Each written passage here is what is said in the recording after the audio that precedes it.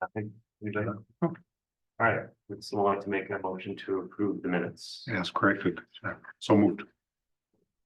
Second. And all those in favor? Aye. Aye. All right, open forum. We Public do comment. have one person in the audience. If you would like to speak, you're more than welcome. Please go to the podium, state your name and your address for the record. If you'd like to speak. Oh, okay. Sure.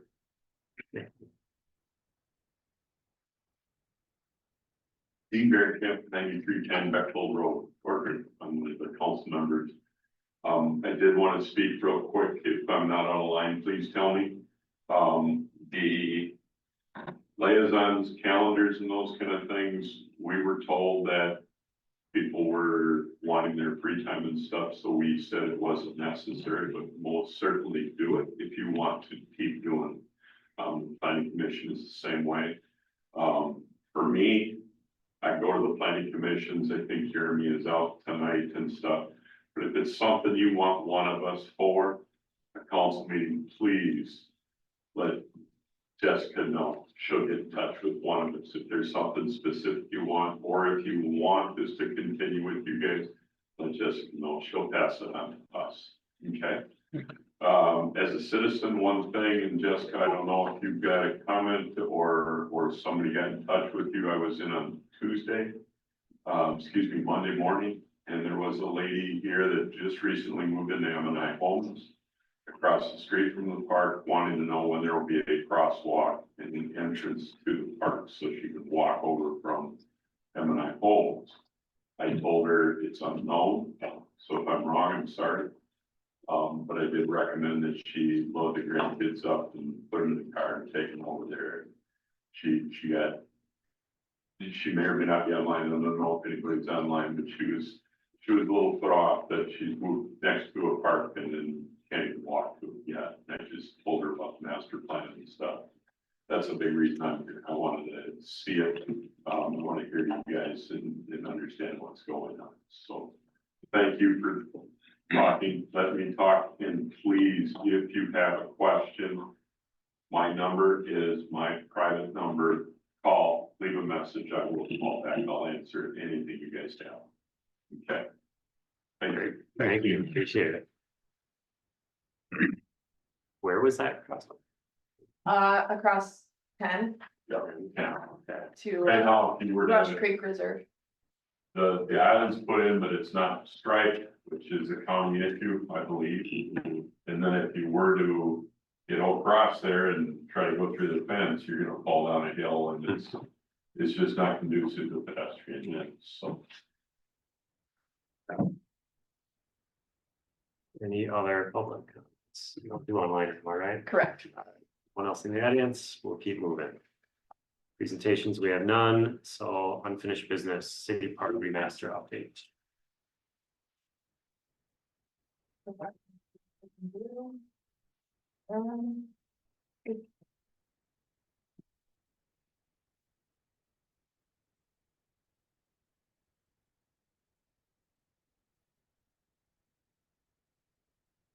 I can introduce, so this is Gabrielle Grindy. She's with HKGI. She's been our consultant on the project. So her and I have been working very closely along with Stantec and Ortel. So Stantec is helping with the engineering, and then Ortel is helping us with the architecture. So the building plans come from them.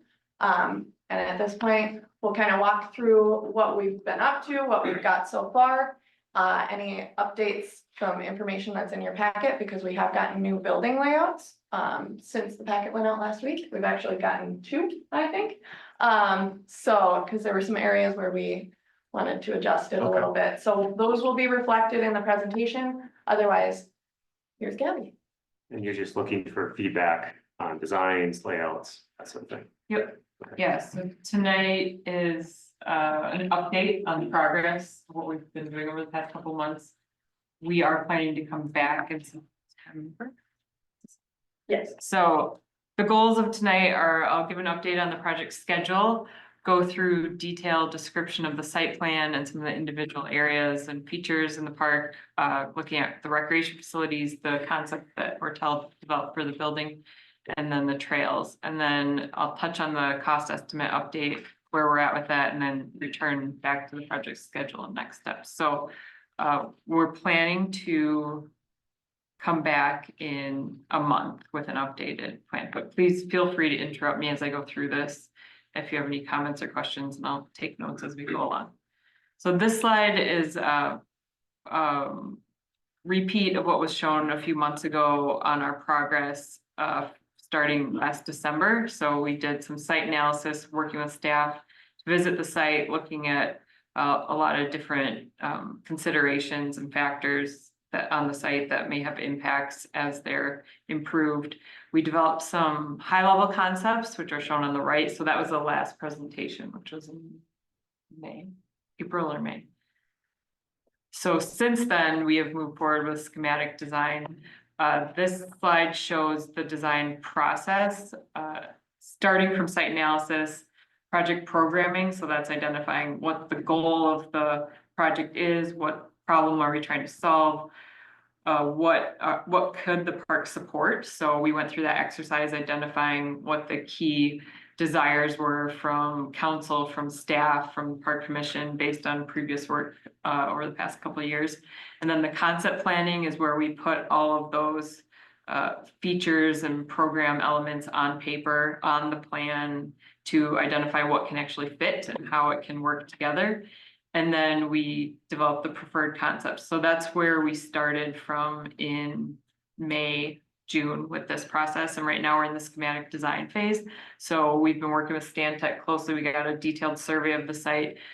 They've been helping us with some of the feasibility and reality check of our design. So we do the creative design part, and then Stantec said, no, you can't do that, or yes, you can do this, based on all the rules, regulations, stormwater considerations, and grading. We have soil borings that I think are being done this week. So we should hopefully have our report in a couple of weeks telling us what we need to do in terms of foundation for the trails, the building, the courts, to make sure that they're built properly and can withstand the existing conditions of the site. And then we will be determining the project delivery approach at the end of this phase. So in the next month to 6 weeks, we will be looking at the design in detail and determining, will this project be bid all as one total project in the spring, or will we split it up into the building will be one project, the site elements will be another project, or we could look at some vendor quoting approaches. So like the playground, that could be purchased separately through the state contract by the city. Some of the splash pad elements could be purchased separately. So we could break it out into a few different projects in order to make it the best deal for the city, to try to get the best price on everything. So in September, October, we're planning to finish that schematic design phase. And then we would ask for approval to continue working on the design, development, and construction documentation. So you can see above those. Last on here, here it is. So in engineering terms, they talk about preliminary design and final design, and 30% design set is essentially schematic design. 60% design set is what they call the design development. So that's when we get into more detail with the materials, the sizing, the quantities, identifying the vendor products, the permitting, and then the 100% design set is when we have the construction documentation. So that's the full manual with all the specifications and the full detailed construction documents that is used to bid the project out. So that's a lot of detail. So that's all pretty standard way of doing business these days. This is nothing, you're not breaking any new ground on how you go about this process. Right. Plain vanilla, Yep. regular order of business. Yeah. The only thing that may be different is the project delivery approach. So actually with some of our cities lately, we've been doing construction manager approach. And that's where we would work with the construction manager to give them the construction documents, and then that construction manager reaches out to vendors and contractors separately to try to get quotes and then put together a team. So they act somewhat like a general contractor. That approach we have found for parks with buildings and many different features like this isn't always the most efficient. It usually works really well if there's like a big development or building project. Sometimes it works well for parks, sometimes not. We can talk about that more at the next meeting when we're determining what the project delivery approach is. And I can provide a case study on why you wouldn't want to do it. Good to know. Good to know. So a little bit more detail about the dates. Tonight, we're here at the Parks and Trails Commission. Over the next month, we'll be taking the feedback that we hear tonight to update our schematic design layout. Work with Stantec to update the grading and stormwater considerations, and then work with Ortel to update the building concept. We've been working with Three Rivers Park District over the past several months to coordinate how the Diamond Lake Regional Trail fits into the park. And that will continue over the next couple months. And then we're planning to come back on September 19th with an updated schematic design, cost estimate, and discussion of project delivery methods, and then seek approval to move forward with the next phases of design. And we're planning to present that based on recommendation from this commission to the city council at the October 10th meeting.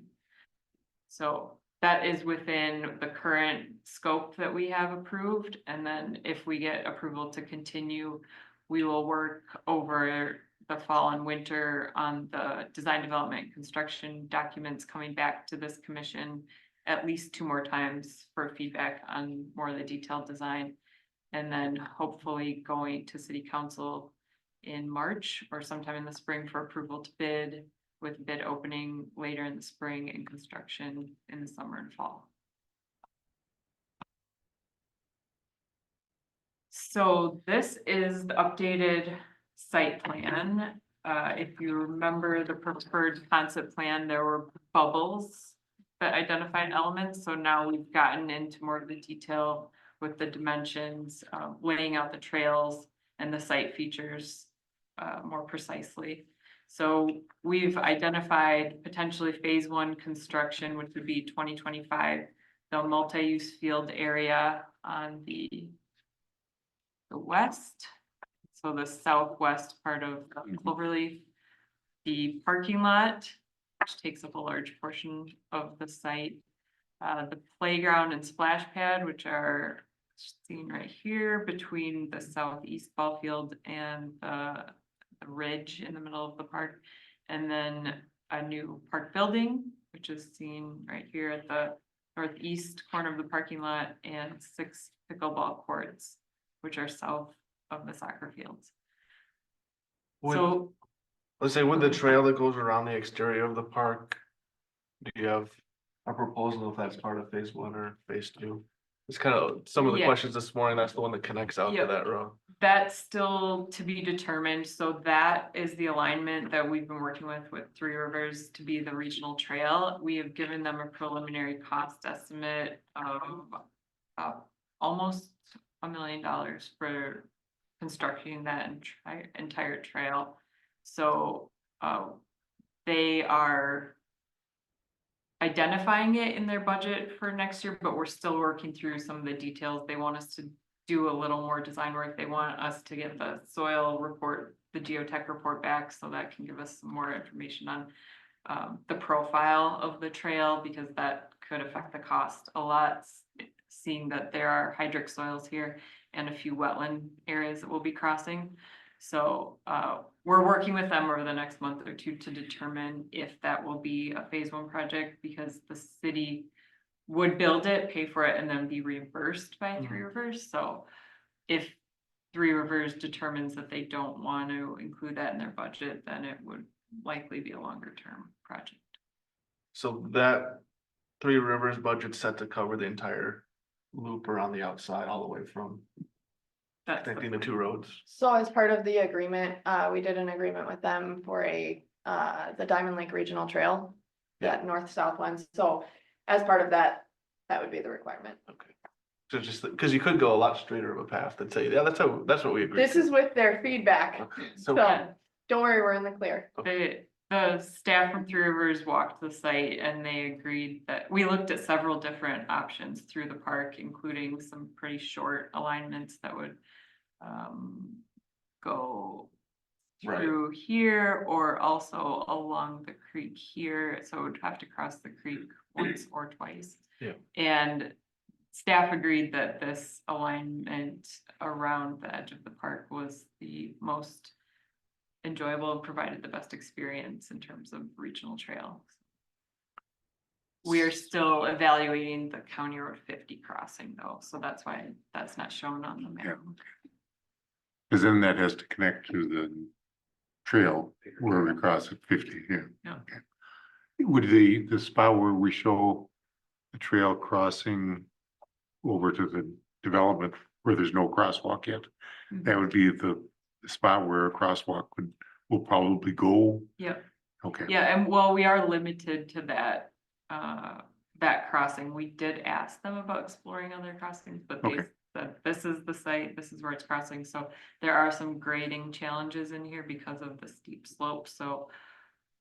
And Three Rivers has some strict standards as far as the slopes for their trails and the radii for the curves, so it is tight fitting it in there. You might need retaining walls. We're trying to avoid that, but looking at how we can fill in that slope and then cross the creek the most efficient way possible while also meeting their standards.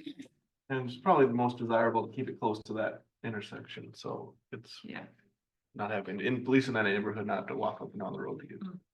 What did they say about the trail along the creek? I know we had talked about that at some point, but is that not too hard to do? Or it is too hard to do? Well, it would require some boardwalks, and they have also very high standards for boardwalks at Three Rivers. They need to be drivable with a truck, so it's a pretty beefy boardwalk. And there are a lot of other features in there, so it's a busy area, and they said they prefer the trail to be in a less busy area around the edge of the park rather than straight through the middle where it could encounter lots of other activities. And we had talked on the north side, that creek runs right along where we're planning, so that was the area. In previous discussions, if you could get that trail on the north side to run as close to that creek to take advantage of it for that walk. That would be a good option too. This one looks pretty far offset from that. Well, we don't own this land yet either. But just to the north of the baseball field, there's that, the Oh. creek runs right through. It does, yeah. I'm starting to see a map. Yeah, it's a very You nice, can't see it. it's a great spot. actually. Yeah, and I have zoomed in images of this plan too. But we are showing the tennis courts and the amphitheater as potential alternates or phase 2 construction due to the costs that we're looking at. The tennis courts in our previous concept were shown down in this parking lot area, but due to the desire to have at least 300 spaces in the parking lot, that takes up more space, and we didn't want to impact this larger open space field, so that's why we moved the tennis courts up to this location. Would you take out the current ones in the phase 1 though? Not leave the, I think they are. They are being removed along with the batting cages Okay. this summer by our public works team. Does any of the new construction include any updates to the ball fields themselves or fences or any amenities around the ball fields? Just the trail for now. but- Well, and then this, Oh, yeah, we are showing a smaller outfield on the southeast field due to the proximity to the playground, and so this would be updated as a youth field. So it would have a smaller infield and either a temporary fence or a new fence, outfield fence that is much shorter than today. still playable, but Yeah. more like maybe Meister Field. Okay. Mhm. Yes. And then the destination playground, I know we had talked about those different fun ideas. Is that still, There's pictures Still of the considered? slideshow. okay, I thought, okay, maybe I just. Yeah. didn't the see that. description sounds great. I like the idea of taking it to the hills and stuff. There's more information in the slideshow than there is in your packet, Okay, because okay. there were some updates and we were waiting for some new layouts and Okay. just updated models, so don't worry, you'll Looking get forward to pictures. that, all right. Yeah. Just hoping we didn't Get rid of that Okay, altogether.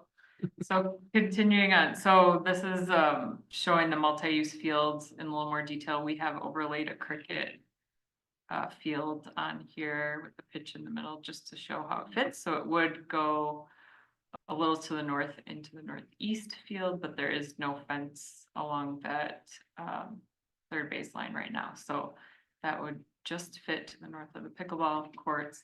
And then these are U10 fields shown for size. So there could be a number of different layouts Yeah. with different sizes of soccer fields. And then this could also be used for event space as well. Yeah.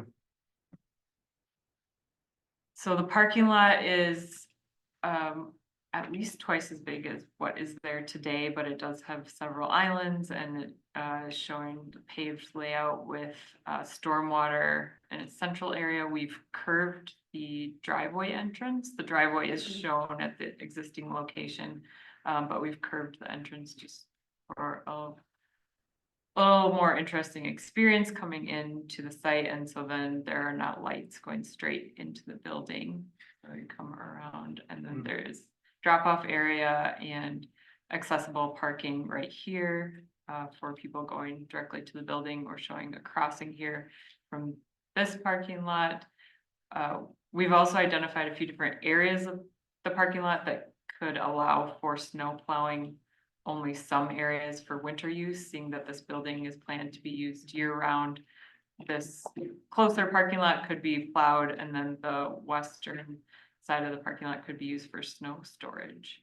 We're identifying a connection to the regional trail in the southwest corner of the parking lot, and this would be temporary, seeing that the parking lot over by the existing warming house is identified as the trailhead parking lot, but improving that is a later phase.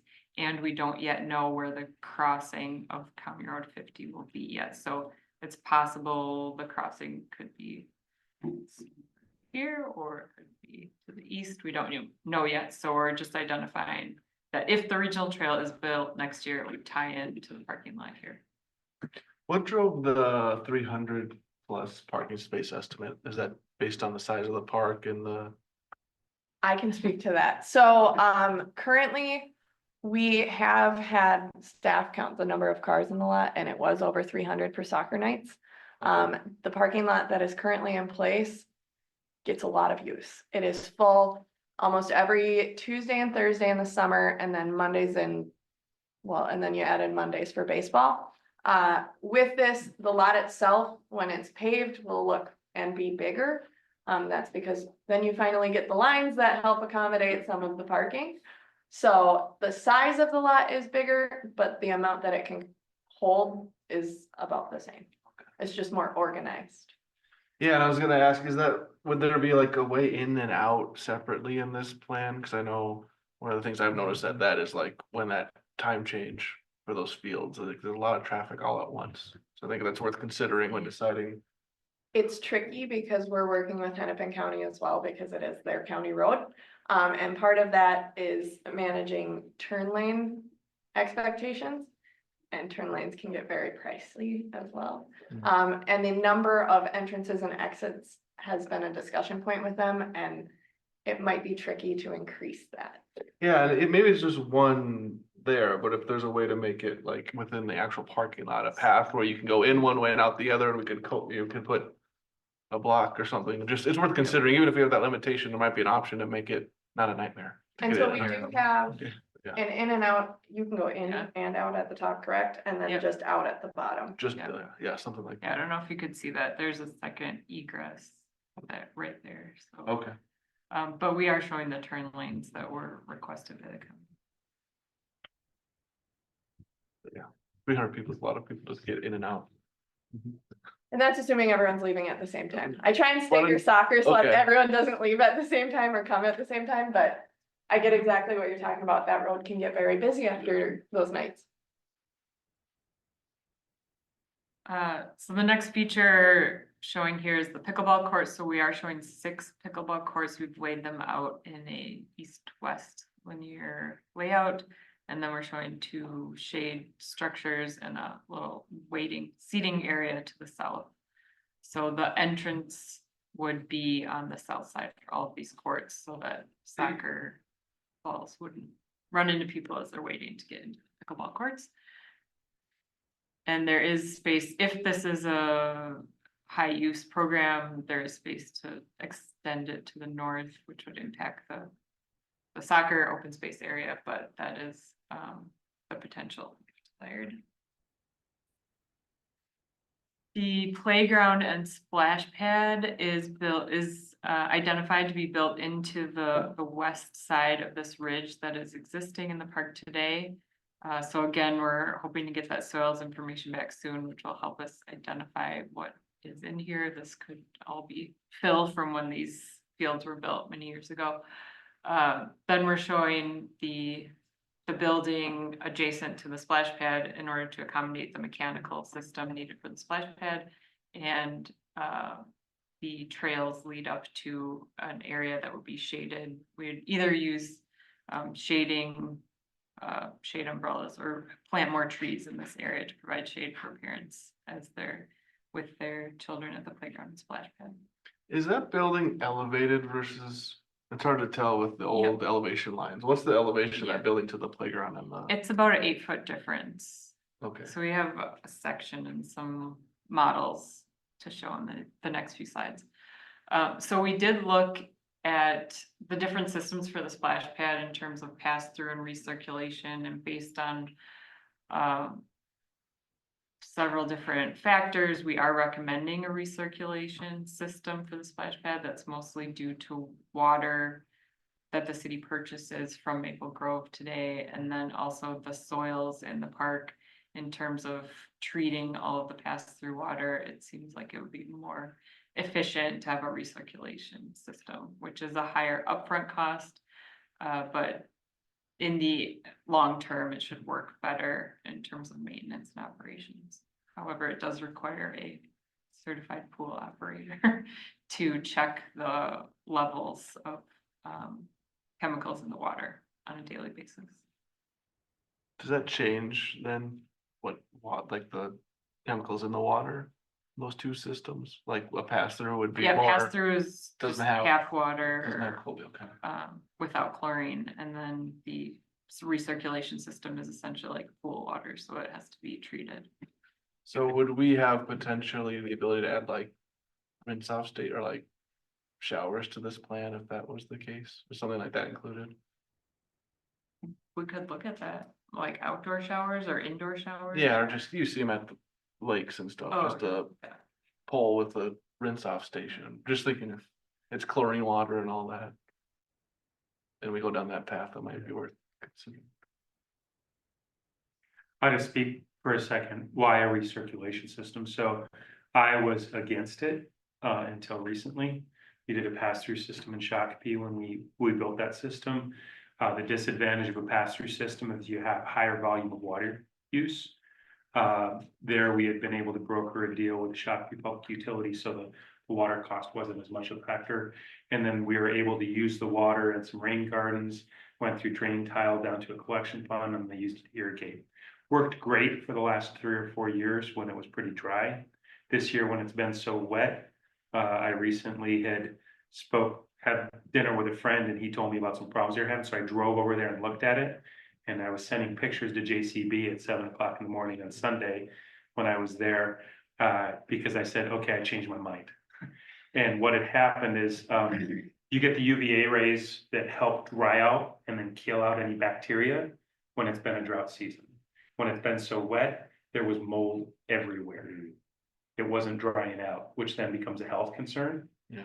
A potential health concern, but it looks horrible. So under the amenities, and then there was this green film circle all the way around it. And so I wrote her and I said, okay, I changed my mind because the safety of the kids becomes paramount. The reason I avoided a recirculation system, as Gabby said, you have to have a CPO, certified pool operator. It's kind of a pain in the butt, and managing the chemicals is a problem, but nothing like having an amenity that looks gross and is potentially a safety hazard. So I changed my mind. And you're allowed to do that. But it took me 5 years to get there. I mean, when we put it in, it worked really great under the conditions until the conditions changed.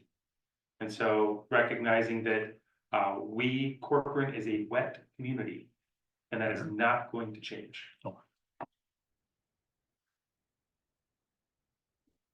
Go back to the last slide. The pickleball courts, yeah. So you said if we expand it, we'd go north into the, we can go west and east too, right? I mean, maybe yeah. east, but, Yep. okay.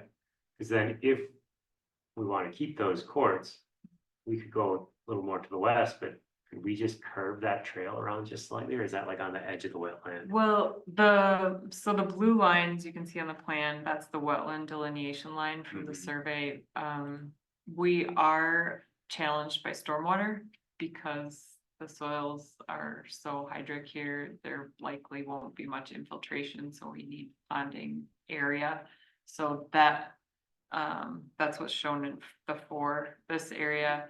And then this area to the south of the parking lot, we will likely need more than that, so we may need to realign this trail a little closer to the wetland to expand that storage area, or look at some other options to accommodate stormwater. So these courts are paved, so that's impervious surface, so we need to accommodate stormwater for those as well. Okay, I'm just thinking if we add more pickleball courts or tennis courts, we're gonna run up to that trail. Yeah. If we just curve it just slightly more, we could probably fit Yeah. 2 more or something. So, okay.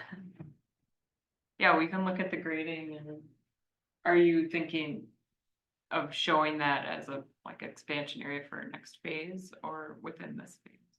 No, not this phase. I think we're kind of using all the resources. Show. But show But the if space if for we it. do end up doing that trail or part of that trail, then we should do it now. So that when phase 2 comes around, oh shoot, we should have moved that trail. That makes sense. All right, so then, looking a little closer at the playground, we're showing 3 containers, so 5 is the splash pad container, and then 6 shows a container for 2 to 5-year-old equipment, and then a container for 5 to 12-year-old equipment. We're still actively working on the grading and the trails, so right now we're showing stairs in this center trail between the 2 playground areas. With a sloped grassy vegetated area on the upside of the splash pad and this smaller playground. And then this trail would be ADA accessible with 5% or less grade. So we're looking at this trail right here to see if we actually need steps or if this could provide the ADA access, and then maybe this trail could go away. But the idea is that we would have these 3 containers with the trails around them. And then 4 is showing stormwater. So again, this area may need to get larger depending on what comes back in the soils report and then what Stantec advises us on for stormwater capacity needs. So we're identifying, we've looked at some themes for the playground, including the farm, agricultural theme equipment, incorporating some hillside slides, potentially a bridge. So this line right here is showing a bridge. So this trail would be up high and then the equipment would be down low. So there may be a small retaining wall in here to accommodate the grade, and then the bridge would be ADA accessible up to this upper level of the playground equipment. This equipment is shown for scale. This is not necessarily the exact equipment we would have in this space, but this is showing what could fit in this space. Then we're also identifying some climbing boulders and boulders for seawalls. So here's a precedent image of what some hillside slides could look like. We've done this on a few different parks recently, and there's a number of different ways that you can have the slope next to the slide. There just can't be any vertical impediments along the slide that a kid could hit themselves on, but you can have natural vegetation. You could have, this one shows some boulders along the edge of the slide. You could also use poured in place surface or astroturf. So there's a number of different surfaces that could work there.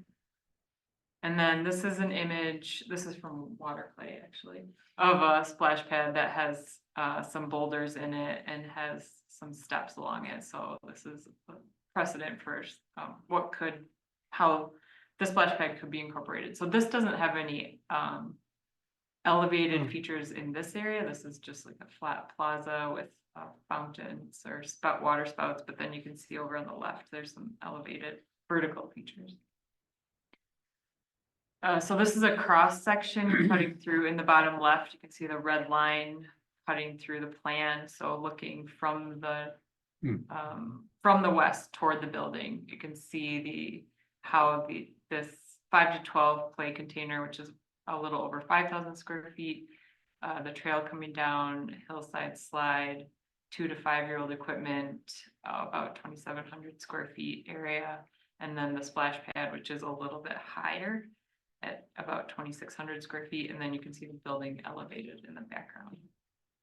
Jessica, do you know how many square feet are at Wildflower in the garden? Any- Not, but I can find out. I can find it. So then we did some modeling of this in SketchUp, and these are some of the exports showing what this could look like with the splash pad here at the bottom. This building is what Ortel gave us with a previous, so we've been working with Ortel over the past few weeks, and we've gone through several iterations of our the building layout, the floor plan, and then also the model. So this is the most recent model. Since they did this model, we had them update the floor plan, which is slightly different. They did show a green roof, which is a pretty expensive item in a building, and so we'd likely not have a green roof, but this is the building shown. This would likely be a little bit bigger than what we end up with in the final plan. So you can see the trails going around the splash pad, the stairs right here. This is a grassy slope with a hillside slide, some stairs coming down this path. And then this is the large 5 to 12 container, again, showing some of that equipment just for scale. Here's another view from above, from over the parking lot. This would be looking down from the patio on the west side of the building toward the 5 to 12 area, or 2 to 5-year-old play area. So on the right side, you can see the hillside slide, and then the left side is where some of those boulders would be incorporated as a seawall to accommodate the grade from coming down from the splash pad. And to answer your previous question, approximately 5,400 square feet is the size of the container for Wildflower Park. That's the part that's chipped and, That's just where the wood chips are and Yeah, the play yeah, equipment. okay. It's a pretty big area. And that includes the 2 to 5 and the 5 to Yeah. 12 for that. Yeah, okay. Thank you. I really like how the hills kind of have a natural really containment nice. of especially the Little Orchid one, where it's, well, yeah. Yeah, it's a nice feature to take advantage of the topography, so. There aren't many hills in Corcoran. Yeah. Highlight that. And are the stairs necessary or like critical for design? I'm just thinking people with strollers.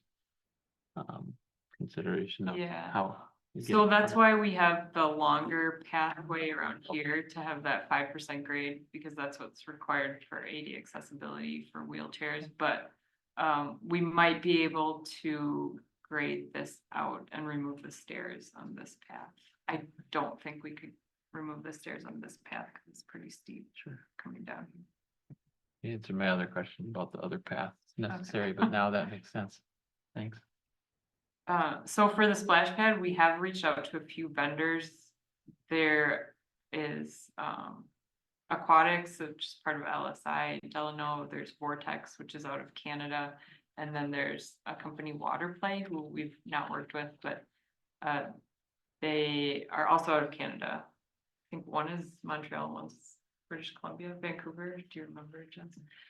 But we've been trying to get input from other cities in terms of the vertical features, because when those features break and you have to order new ones, if we go with either Vortex or Waterplay, they're farther away, so we have to take that into consideration. So there are pros and cons with each of the different vendors. We're also determining on this splash pad if it will be all vertical elements, or if a portion of it would be just the plaza area that would be flat. So when it's not in use, it could just be an open space area. So if there's any questions or thoughts on the vertical elements or style of the splash pad, let us know. There are so many options for vertical elements. I think Jess has a whole catalog of all the options, so it could do farm theme, it could do this type of theme. There are a number of different. I have more than one options, so. catalog if you guys would like to see it. And this is kind of the first thing you will see coming up to the park from the parking lot, besides the building. Right. The theme might be important to incorporate. We also talked about this, with the water being adjacent to these two pathways, there will be some spillover, so there is a possibility we could take a portion of this and make it vegetated area so that the splash pad is a little more isolated from the trails to contain that water. If you don't need this other trail, would you kind of, you have that Yeah, room to go yep. to? That's another thing that we've talked about So doing. we would get rid of that sloped trail if we. Yep, if we can make this That's- work with the grades and make it 5%, then we won't need this trail to provide the ADA accessible pathway. Well, what if we got rid of that middle trail, because we have stairs there and then the slope trail on the right? And then I know it's nice to have separation, but you could go right up to those boulders with additional park space versus, there's a lot of walking space here. Mhm. I think Yeah, we could do that. it just seems like a lot. Then you have the one up to the north, you can't even see that, it goes around. Well, I have a question about access to just direct access from the parking lot. Mhm. Right now, you have to go further up to the north, Mhm. around that collection pond. It might be helpful to have, instead of having to go all the way up to the building to get access, to be able to get access off of that sidewalk that's adjacent to the parking lot on the west side. It's the playground concept slide that's got the Yep. the building. Yeah, so that's right here. Yeah, we could provide some steps.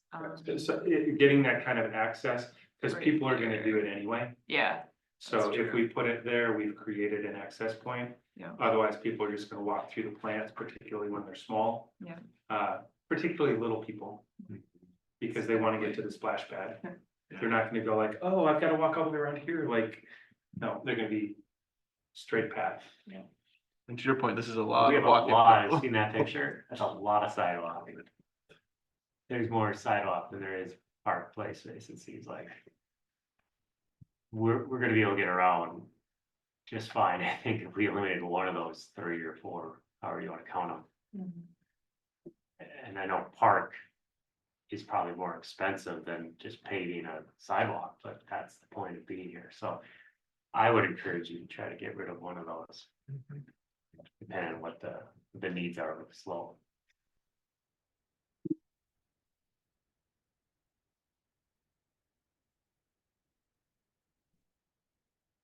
I don't think we need a green roof, so that'll save us some money. Yeah. That was one of the discussion points today.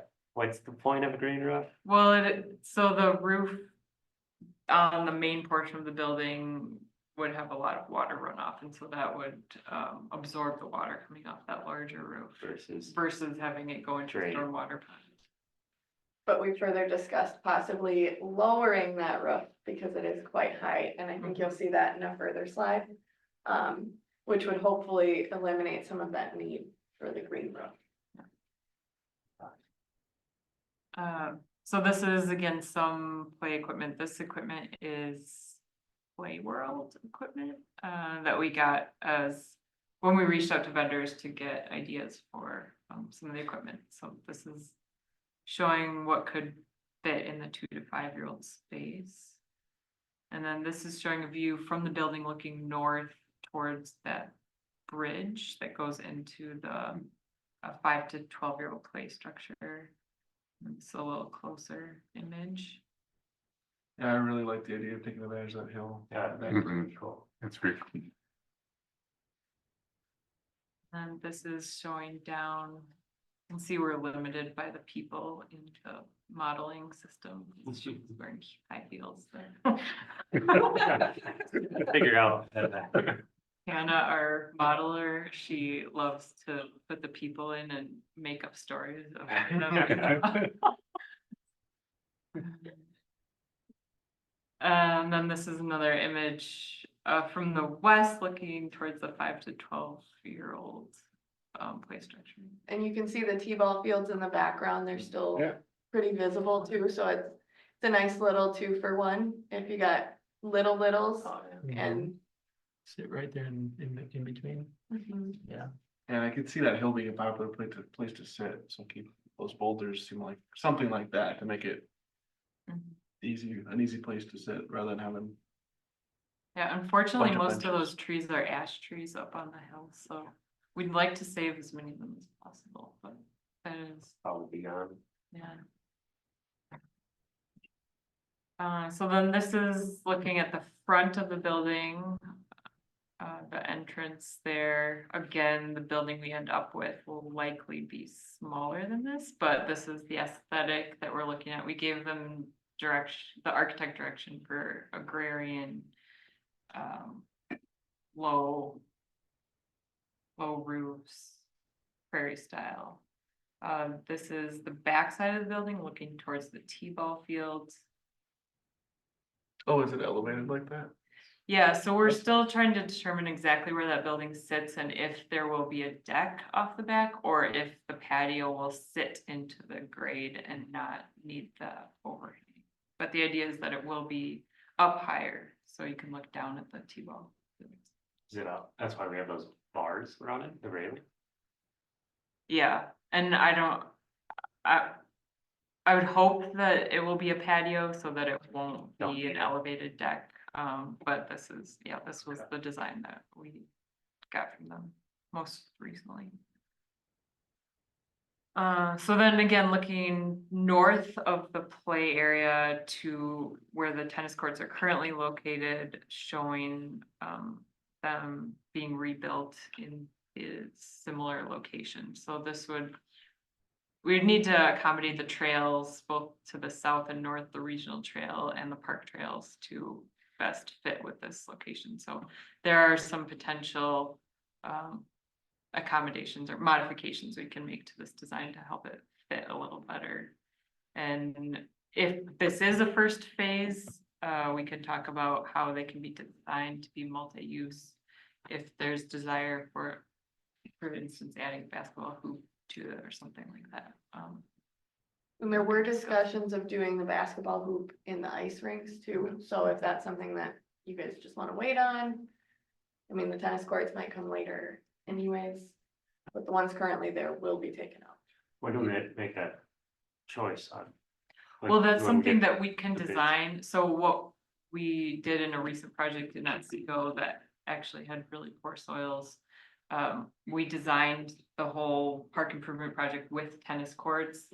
And the tennis courts needed a pretty large soil base or modification in order to accommodate the poor soils there.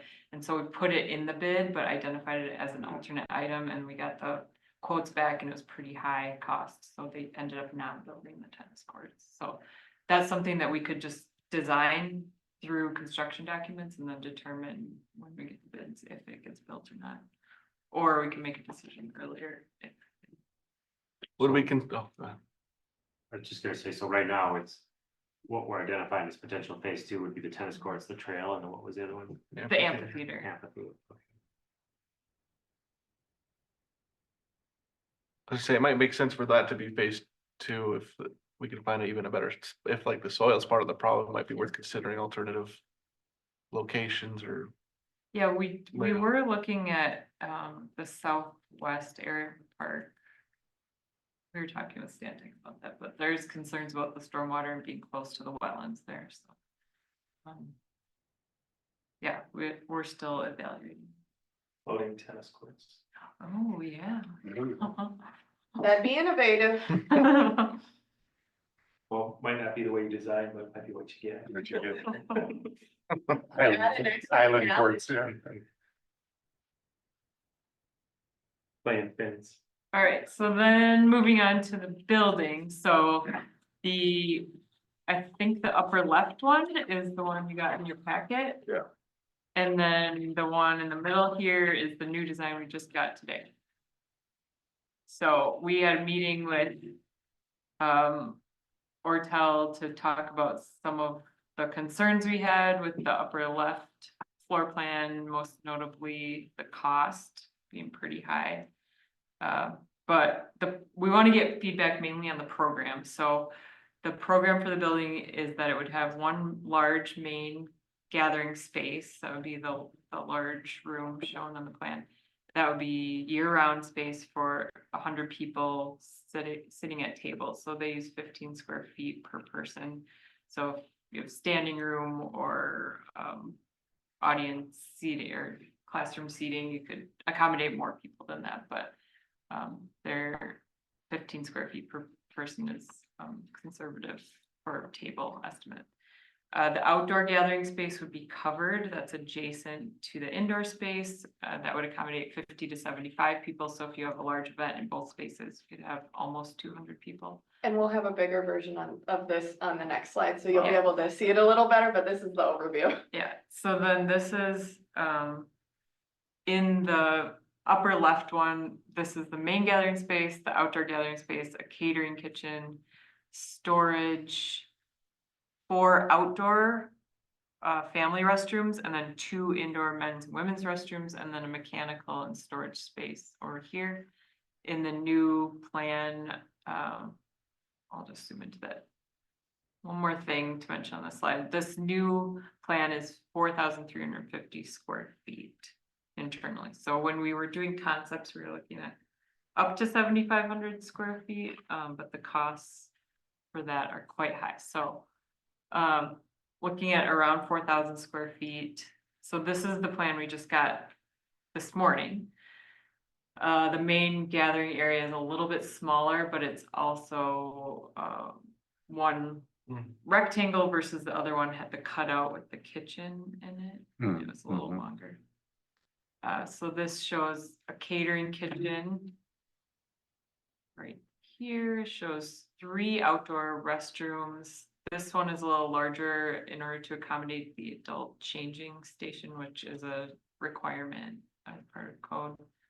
There's a women's restroom, men's restroom, drinking fountains, and a mechanical and storage area. So we need to determine, as part of the splash pad, how much space needs for the recirculation system. But then some of this would be building mechanicals, and then some of it would be for furniture or other storage. So the overall map had kind of 2 buildings, but this would be, the splash pad mechanics would be in here, not like a second. Yeah, the desire is to put them in this building so that Okay. there's not like a separate shed. Yeah, outside. in the overall park one, it looked like there was a kind of a shed or something. Oh.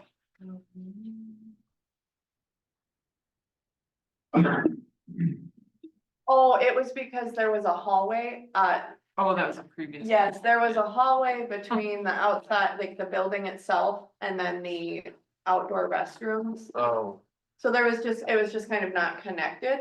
So that was one of the updates, was okay. to just. This, everything's in this. Correct, Okay. yep, so it looks different on the concept of the overall.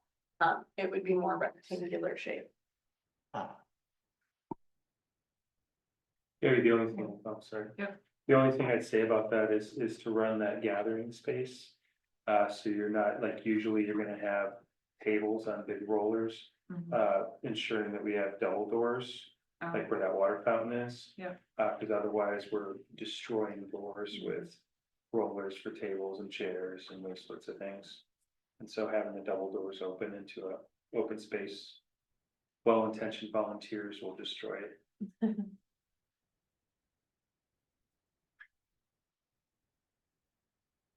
I like this a lot better. Jess and I just kind of talked about this. The only other thing I'd say too is with a catering kitchen, if people are gonna cater for an event, having an outside access, so they don't have to come into the building. Is pretty important. But how you do that too, double door, then becomes pretty important. so that they can get carts and stuff through. And I acknowledge that it gets a little bit hinky. But I like this a lot better than the previous design. I'd be curious to see what the renderings look like in terms of the aesthetic from the outside with this, because it's a big box. The other one had more character. So how do you dress up a big box so it looks like cool? Is the catering kitchen just countertops and power and some water, or is it actually planned to be anything more than that? It would not be, it would not have stoves in it. It would be like counters and a sink for washing. I would advocate for not even a dishwasher. Do not want a dishwasher. Sure. So spent a lot of money on a dishwasher for a previous catering kitchen, Yeah, never got used. And it's still, they'll be out of there before they would wanna use that. yeah, but deep sink is important for people, both for food preparation, but also for sanitary conditions. And then probably some sort of storage. Cold temp storage and freezer. That's what we were just talking about. So as part of it, we intended to have, and I think it's shown in one of the first renditions, just like a little storage area in the catering kitchen. So that would also be another thing that we'd like to include in there. Reason that becomes really important, like if you show up and you've rented it to have your family event, you don't want cake to melt before you get to celebrate. Oh. Or your burgers to thaw out before you're ready to.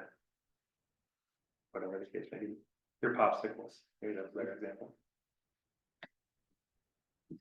So is this space big enough to hold the salt seminar and a few of the other things that we do here? The what seminar? Salt seminar, don't we do the salt training? Truck safety?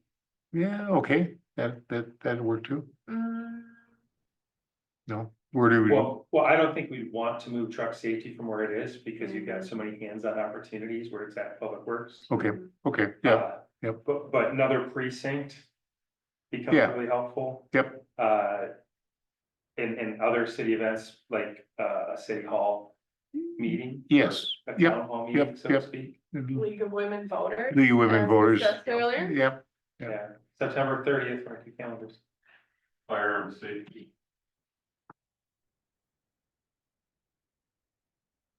60, 70 people is what. For the classroom portion of it. Yeah, for the classroom, for the weekly I was portion. gonna say, I don't know what the gun rules are at Yeah, the I park. don't want to do that over there. I'm just saying. Yeah, for the there's 5 a weeks before. Tremendous number of opportunities. in Yeah. Open space like this. Absolutely, with the back area where it used to be the community room back there, firearm safety has been having to find alternative yeah, locations, so. There's definitely a need and a desire across different departments within the city, and I think that it would be very well utilized. And general events, and programming and. So I don't want to throw a wrench into things, but I'm going to, just to, as an exercise for us to think. sure, yeah. I'm not in favor of these, but it might be a good exercise for us to think about if we could bifurcate, like break this space up so that we have multiple opportunities to rent it. I hadn't thought about it until I'm just looking at it as a box. And as I'm looking at it as a box, to the point. I'm not a big fan of the collapsible wall. They're super expensive. They're not user friendly. They don't block sound. But if you're trying to have multiple people, two groups of 50, Mhm. how often are you gonna have a group of 100?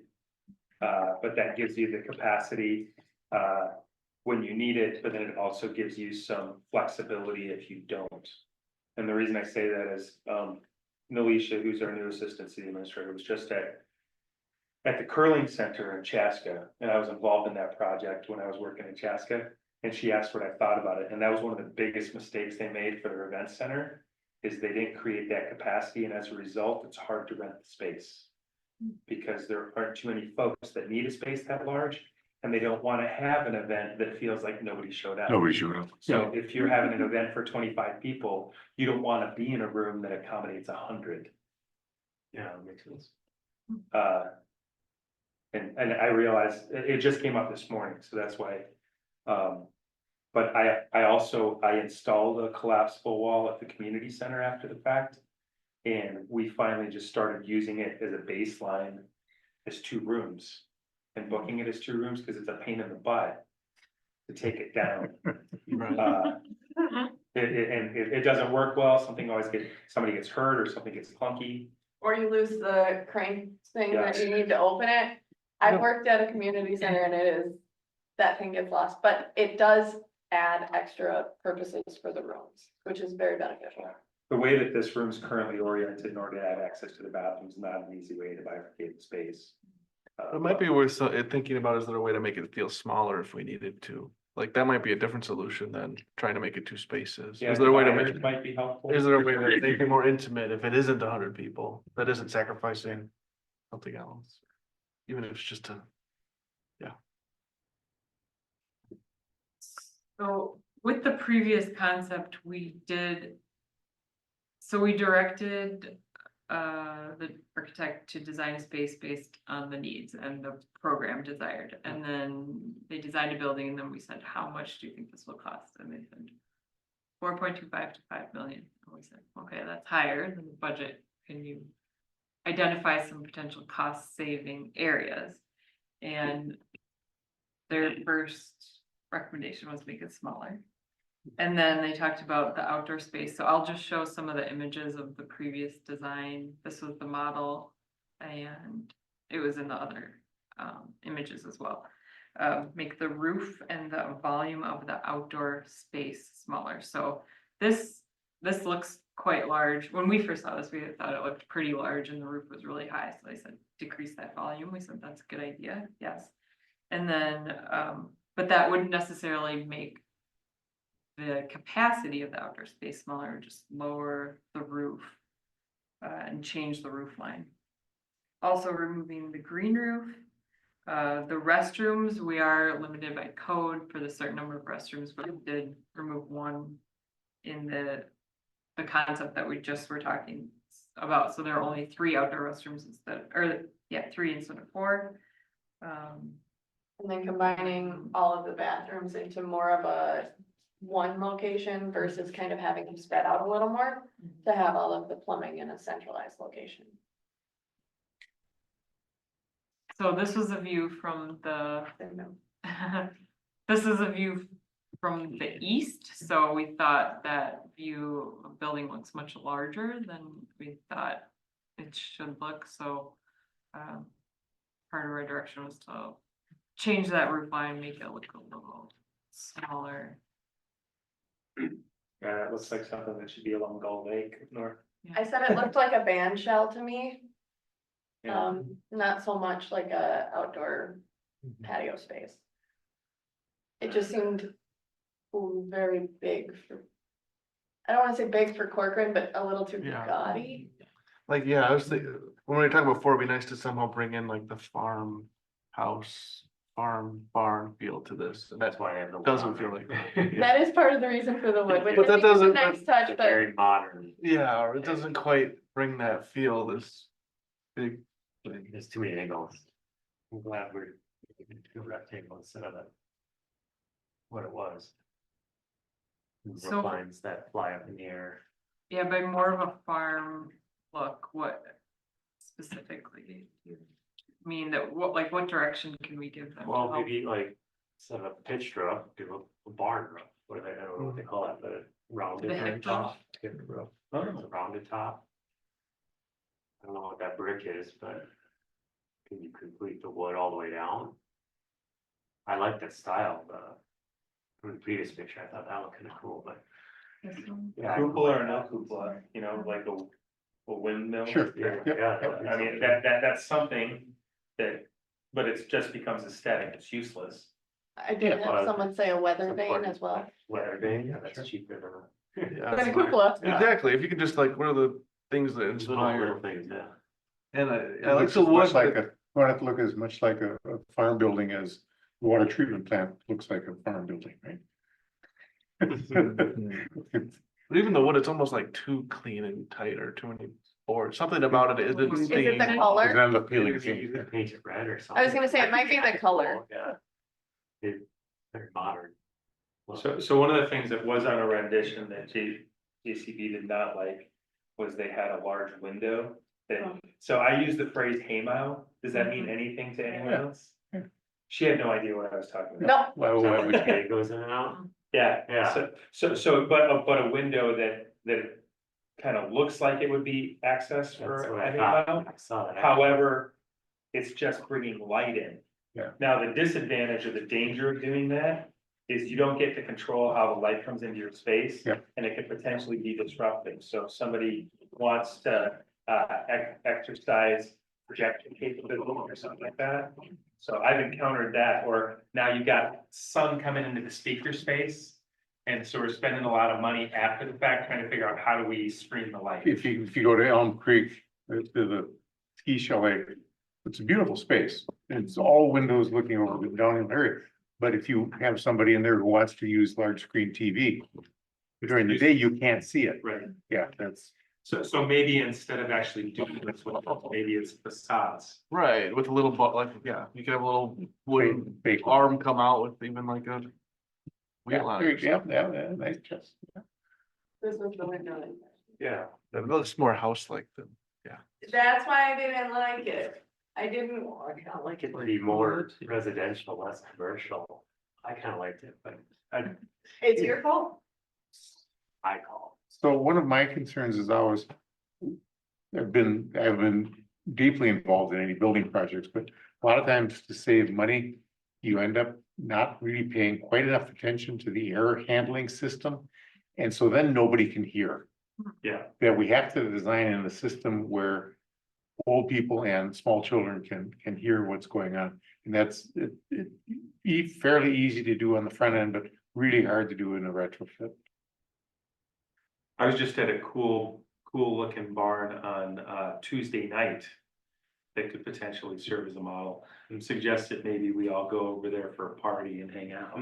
there was a similar building, I don't know if I shared it, I might have shared it with you, out of, in maybe Colorado or somewhere, there was a building like this that they used barn as as an inspiration. I thought it was, had some pretty cool ideas. on it. Yeah, I shared those. It's The twin the Twin silos. Silos building. It was done by. Yeah, TA. even their, Yeah. even their general building had some of those things. Was that the one with the playground inside of it? Or are you talking about an entirely different one?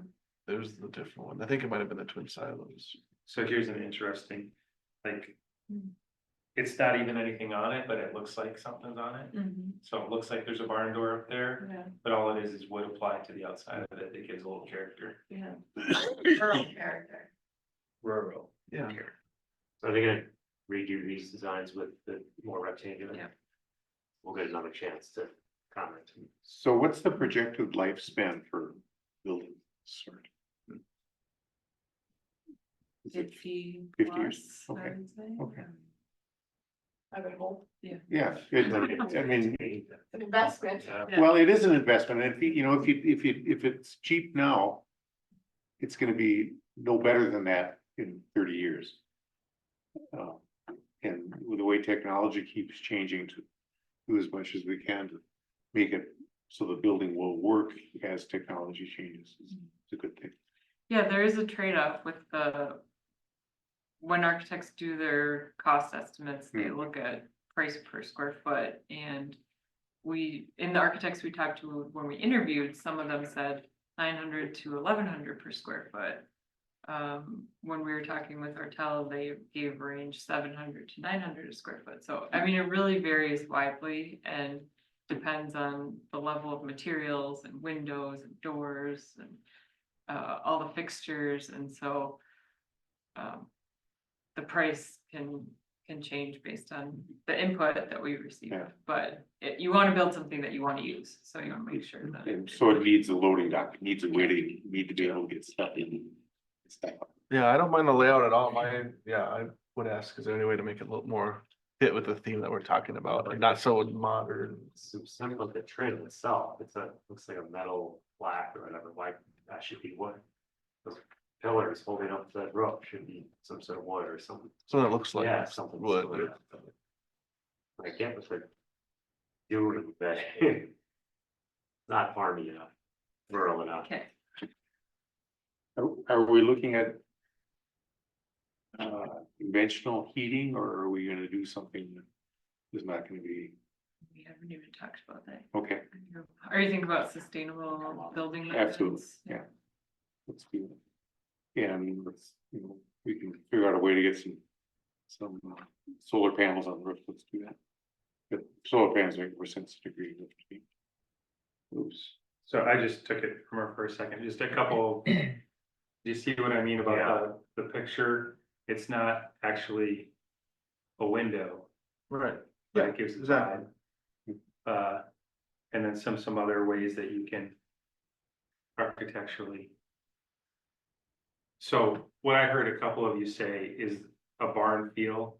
Some folks would say this is a little too folksy, and some folks would say this is exactly what we're going for. And so it would be helpful for Gabby to get a vibe from you all. Can you pull up that two? What's it called? Twin silos? The twin silos main building, cause that So- that one also struck me as I a pretty can. good balance between. Modern and, no, they had a main, yeah, so it's like So obviously it's modern only the materials. playground, there's not a gathering space. Oh, So they have a gathering, they have like a concession stand adjacent to it. and this, yeah, So, Oh, there's a so, shelter. yeah, That's- so that's a shelter behind it. And then they also have another building that's a concession. but even like this, where it's obviously modern materials, doesn't look like wood, but it still. Gives that feel. Yeah. You know what that is instantly when you look at this. Yeah, and in this case, Gabby's point before, that is a high roof. So when you look at the breadth of the building that we have, if we go with a roof that's high, it's gonna look ginormous. Yeah. Think back to what you're saying though about not going too far one direction, like it could inhibit like, or it could alter what people want to do with that space, like that event. Well, I don't want to have my event in a barn, right? Like it just looks too much like a barn, right? But yeah, I mean, probably wouldn't sway it too much, but just if you go too far, yeah, it could really change the way people think about it. But is that also potentially like, okay, we want people to come to Corcoran, we want to have their event in a barn? Yeah. Because that's distinctly Corcoran, Yeah. as there's lots of other options. There's no barn in Maple Grove anymore. So I beat them off with a stick. They want to have my barn. I didn't have an event there every week.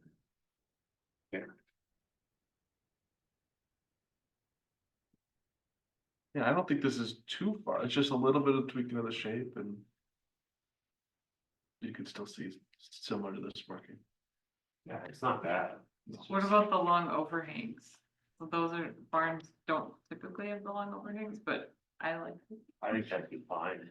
So it depends on what you're talking about. So a lot of barns will use that for storage of machinery. Right. So in fact, in the community, if you drive around here, if you're coming down 30, right adjacent to Oswald Farms, you'll see a barn that has it coming off like that, and they've got their equipment parked Right. under it. Lean-tos are big. Yeah, And even if you had like vertical, you can have vertical poles blocking off the south side or something to prevent wind, like, then it might start looking like a. Barn shape even from the front. Yeah, So I this is don't, almost it. I think, More wood, maybe. Maybe just darker. More symmetrical too. If you took the overhang on the right, put it on the left, and I know you can't do it exactly because the layout's different, but. I think people would, Symmetry, more symmetry, then people would see it's a barn. Overhangs on both sides or just one? and the advantage of I would overhangs on both sides would be the north side or the left side is gonna be looking over the playgrounds and stuff like that. Yeah. And if you have inclement weather, Yeah, that's a place to go. Until it passes, or a place to sit if it's really sunny and watch a shady spot. as long as it doesn't start to look like a lodge, cause I mean, in some of the pictures there's gonna be a fine line between. Like a lodge and a barn look to it, but we can. I think there's a lot of room to work on the materials and the exterior, but what we really want to get is the scale and the size. And then probably decide on the roof soon, and then the outdoor, the facade can change a lot, I think, with the next level of design. Are we in the realm of the cost that we were anticipating if we go with the smaller one you showed today? Going with, I think the new floor plan using like $800 a square foot would be about 3.5 million.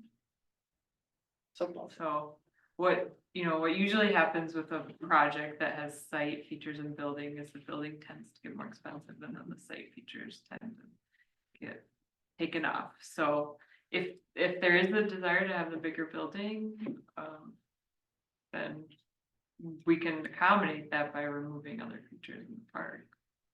My feedback, is it seems like a space for 100 people is sufficient for what we're looking for, in my mind.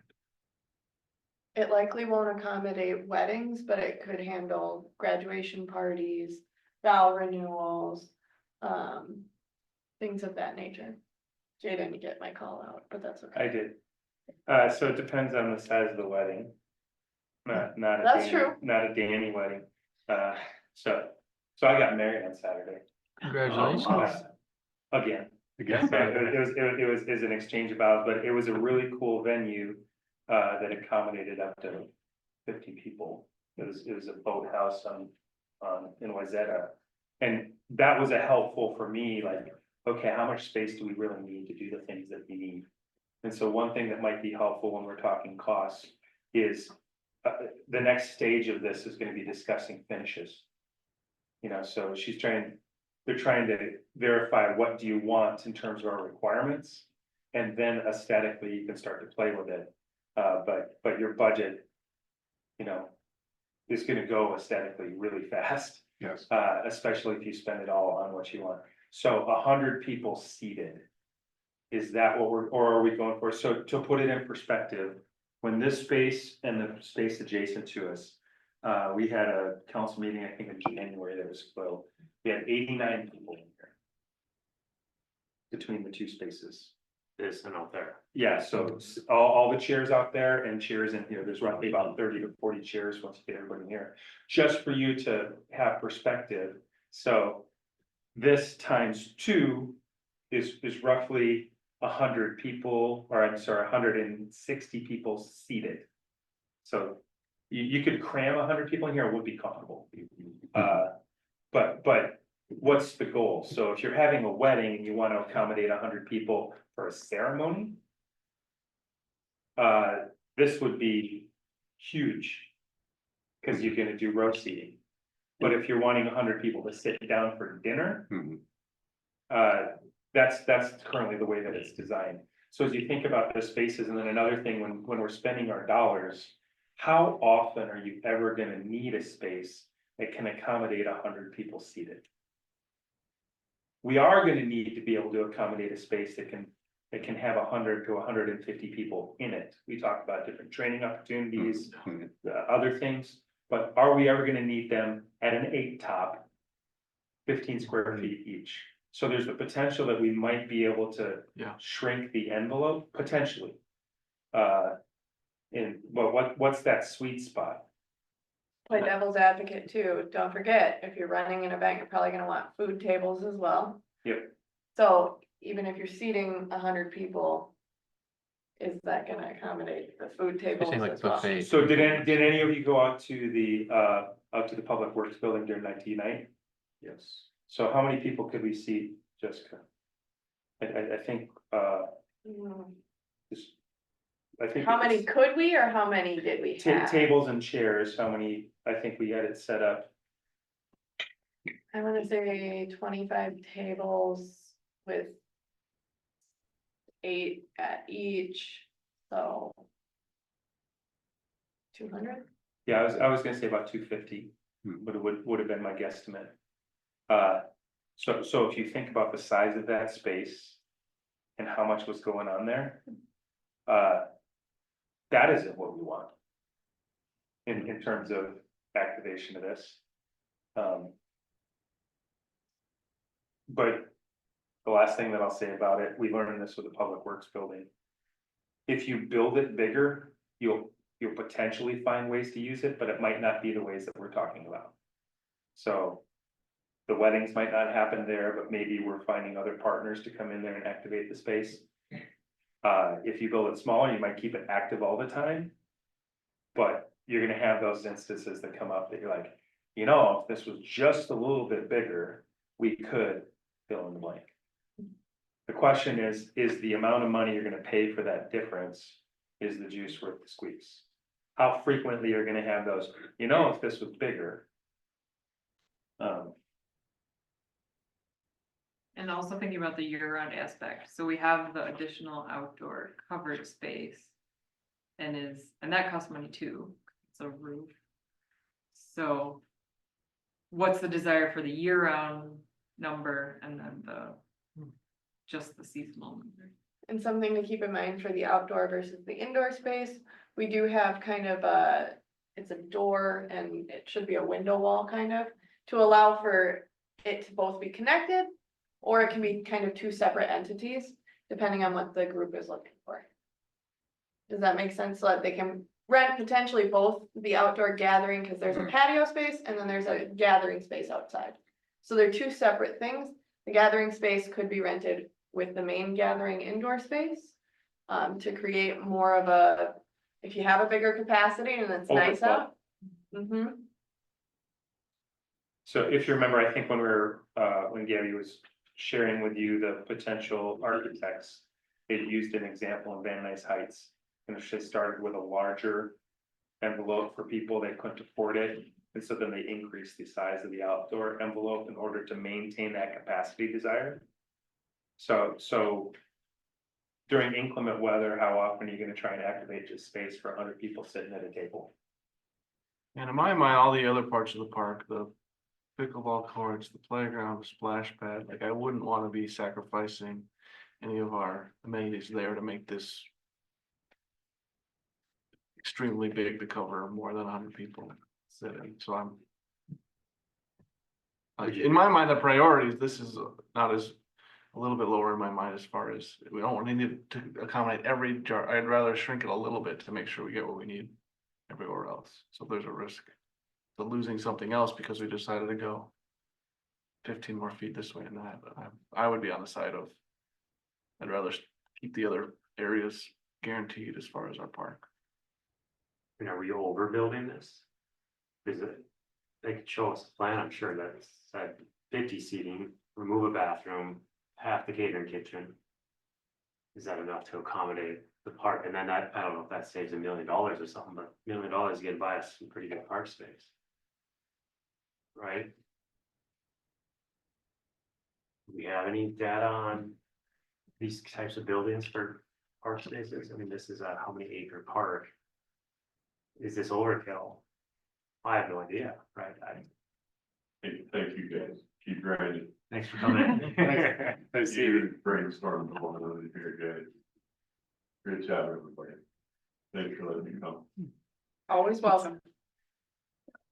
I mean, but it is 50 years future, so, you know, who knows what the future will bring. Yeah, when we're phase 3, the park is fully used. Maybe that's a perfect space. Yeah. I would say currently we don't have any offerings for rentable indoor space. Right. Full stop. Yeah. So that is something to keep in mind. As far as programming goes, as far as rentable space, I still receive phone calls from people looking to rent the community room that has not been in play for 4 years. So it's definitely something people want. Oops. But how much space? I spoke with Congressman Dean Phillips' team and to him on Tuesday. I had to report, because we received CPF dollars on this and where we're at in the process, as well as our water treatment facility. And one of the things that got emphasized that I think is important for us to consider, as we, how small do we want to get to the point? We don't have another public space in our community, which is why they gave us $500,000 in federal funding, to create one. And we're only getting bigger. So like, I'm in this room and nobody could believe it when I said it, you know, as it's the Bloomingtons and the Brooklyn Parks and the Edinas and the Eden Prairies and the Minnetonkas, that we don't have usually they'll take events to schools. We don't have a single school in our community. We have 5 school districts and not a single school. The only large gathering spaces we have are churches. Churches, yeah. Which then makes some of our community members uncomfortable. They don't want to go to have a gathering at a church, and we probably shouldn't be expecting them to. And they can't rent those spaces either. Yeah, Even like Boy Scouts, Girl Scout troops, that type. yes, so this fixes a niche beyond just, you're asking the question about what do other communities do? What do they have? I would say driving around, because I'm a parkophile, I like to look at what's going on in parks. It depends. But what's unique about Corcoran that isn't true of any of the other communities that go in, is they have 0 public space. We have zeros. Yeah. 0 public space. Yeah, the only thought is if we did make this smaller, we have phase 2 and 3 coming up, and I believe we had a sports dome at some point, so there's room where this was a 50-person gathering space. We could add The another. retrofit, it's gonna cost you. No, not adding on, but Oh, to add add another another space. building up on the hill or whatever. Yeah. Right, or when we have full park usage. Or you could potentially add space when we do the space where the Zamboni is gonna be, that could Sure, potentially yeah. be. There's not forecasted right now, but that could be additional rentable space. So when you're talking about bifurcating a space, that might be a way to meet that future need. Yeah. And I don't think this is way off in my mind, I wouldn't be pushing to go any bigger, you know, the question of is it 75 people versus 100 people space and that. So I don't think it's way off of what I would think, but I wouldn't be pushing any. I think the outdoor space is important, what that ends up looking like with this new plan, can that still fit the 75 people? That the current one. Yeah, you should have had them lay out tables in here. So we got- Would it be a helpful calculus for you, Gabby, to ask them to differentiate between the costs to do a space that accommodates the square footage for 75 versus 100? I'd just be curious. Yeah.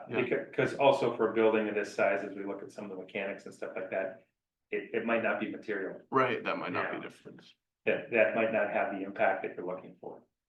Yeah, because then we know what's the opportunity cost. Okay, well, we're only saving 200 grand. Well, that doesn't buy us, you know, maybe one more pickleball court or something, so. So they'd be good to know. I'm not saying this is too big. I'm just saying I have nothing to gauge it off of. I like this layout though. I like it better than the other layout. We did talk about some existing park buildings and what they cost. That Rogers building, I think was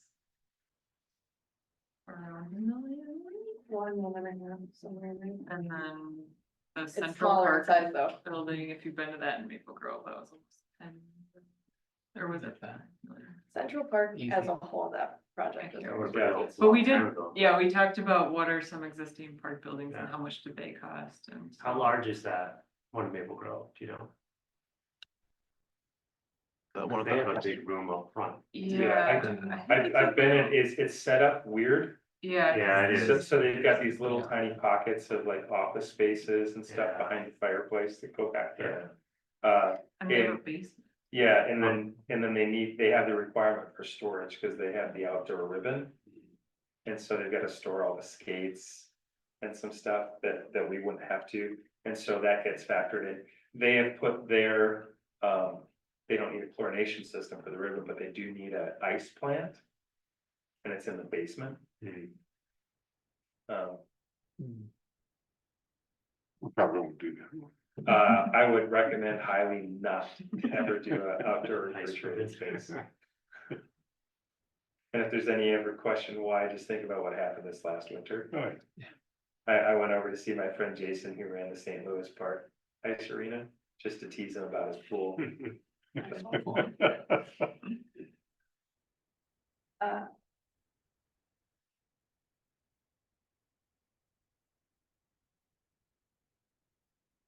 I mean, we could look at a few more case study examples to help get a sense of the size and scale. So Rogers, their indoor space is 1,500 square feet. What's this? I can't quite read. So theirs is 30 by 33 essentially, or 31 by 33, This for is 50 just the indoor. I think this is what, double?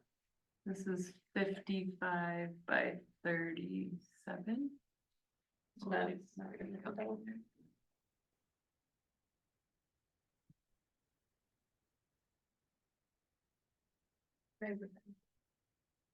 So this is 2,035 square feet. It's about 800 square feet more.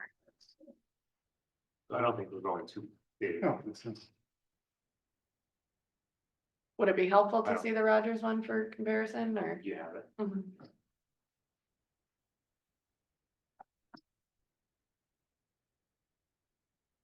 Depending on if technology works. Maybe not. You can do it. That one's red. Red's a bad sign. There we go. Yay, Corcoran. We may have to redo our city seal into this new building. Make it the shape. Yes, there it is.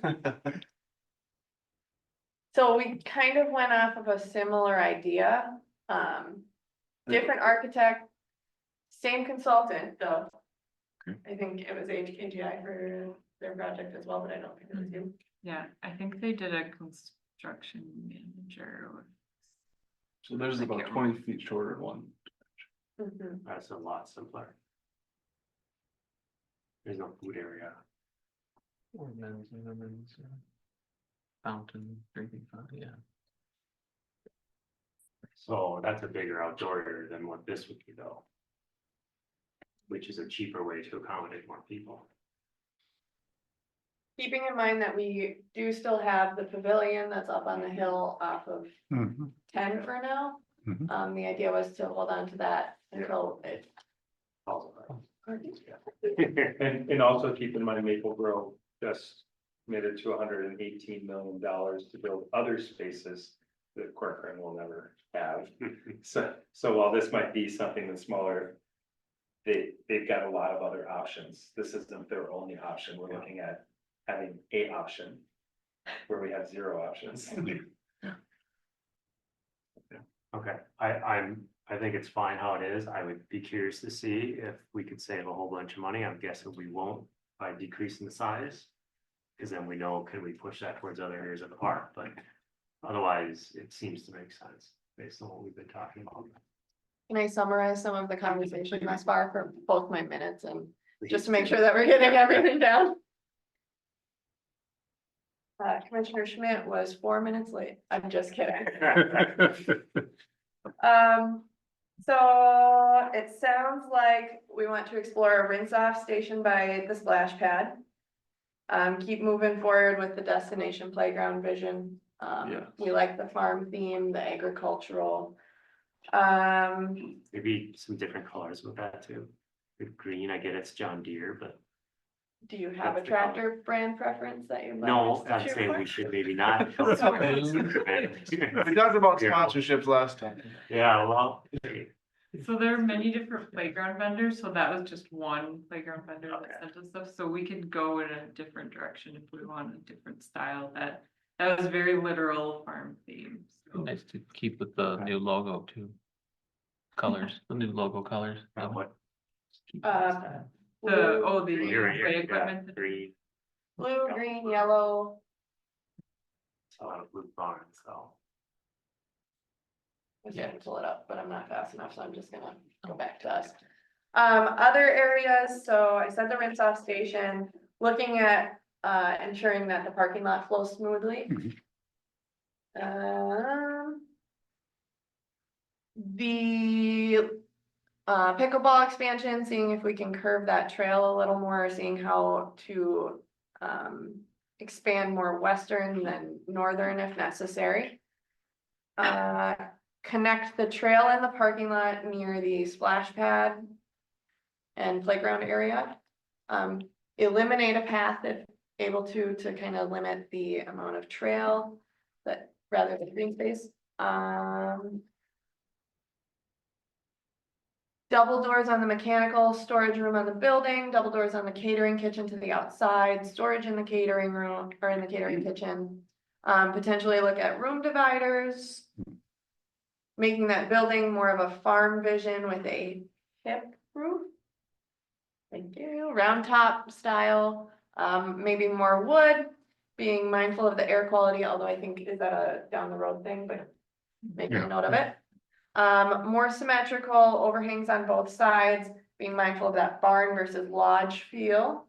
And then we like 100 for a capacity, but if we have to cut back, we'd rather cut back than make it bigger.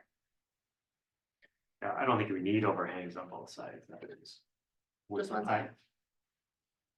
Do they need it? Are they gonna show us multiple renderings? Whatever No, inspires the we- feeling of barn Yeah, best. yeah, like. We'll leave that to the architect. there you go. Inspirational barn. I'm not a professional. No reference. Just here's an example of a hip roof Yeah, I was picturing that, yeah, with both sides. So this one has extensions on both sides. yeah.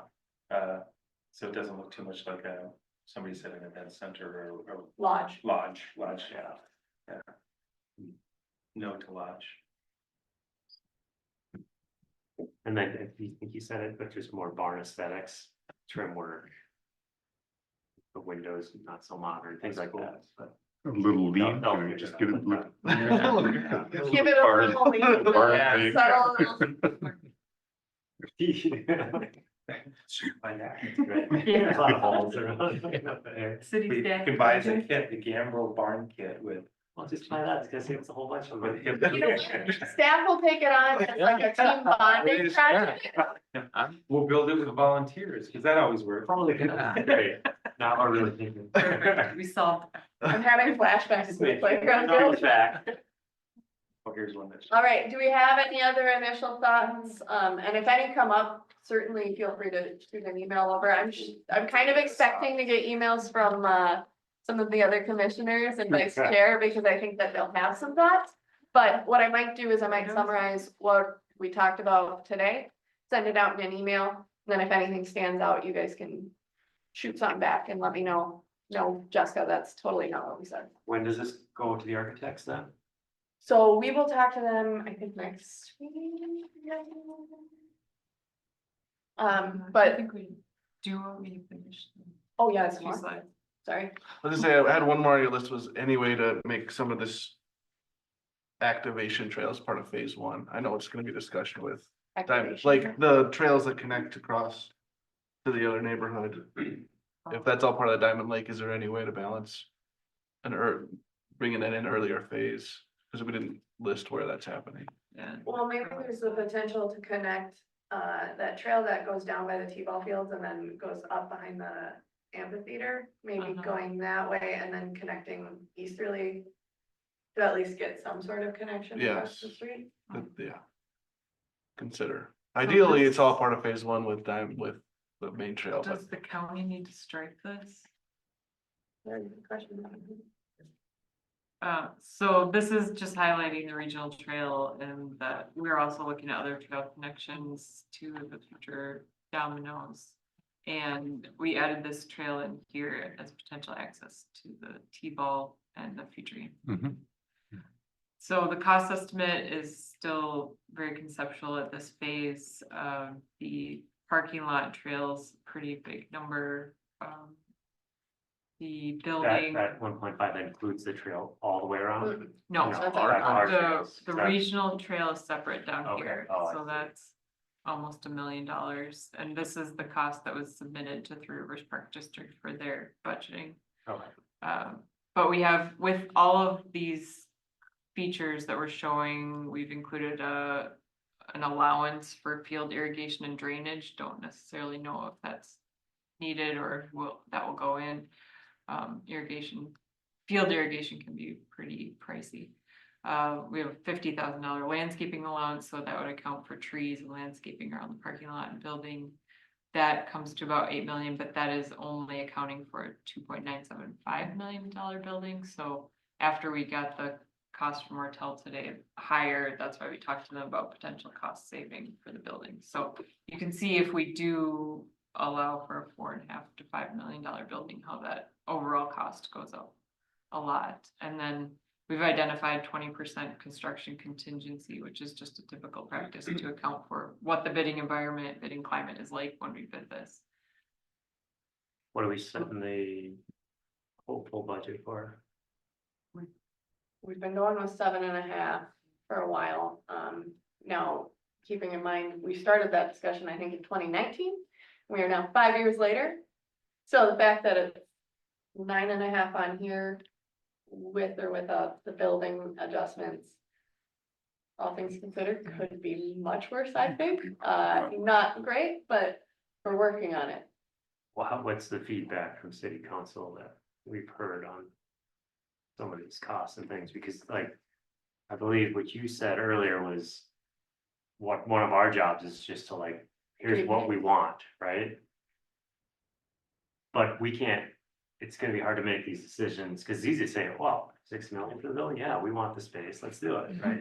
I know it's not gonna happen, so what have they been talking about? Are you aware? So, this goes back to the conversation about sources and uses, which I do think is a council problem. Yeah. Because then we get to chase things like we just did with the CPI dollars for $500,000. There's lots of other grant opportunities. In some cases, it might mean, all right, not now. Or as Parks and Trails Commission changes and city council members change and the demographics of the community change, it might go, oh, not at all. You know, so right now, pickleball is the hottest thing in the world. When this was being built, the budget was being built, pickleball was not what it is today.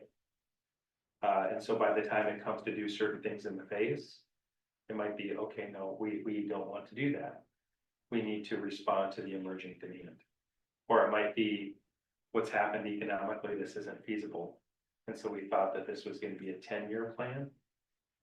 Should be a 20-year plan. So I think the larger, to get back to your question, the larger scale thing, it becomes a decremented list. So where we're at with phase 1, that's important. What can we get done?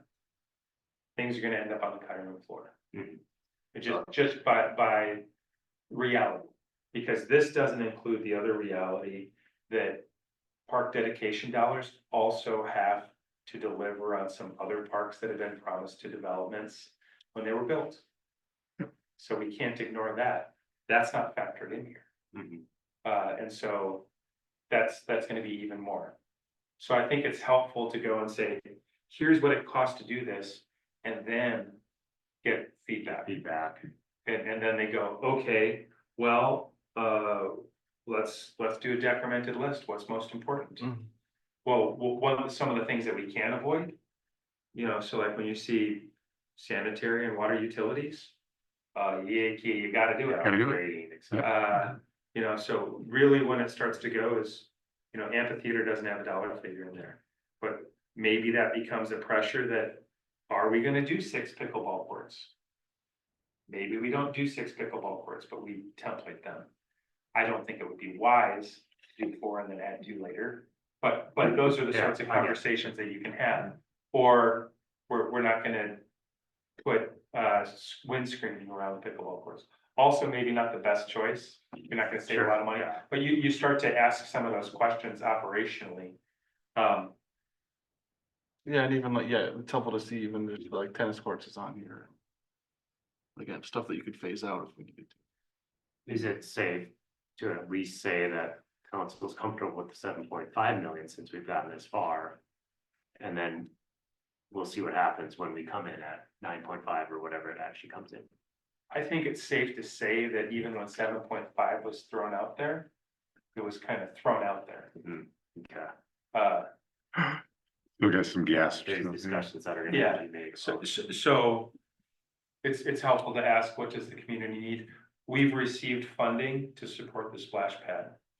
We have, you know, so this isn't important when you start talking about where do you squeeze.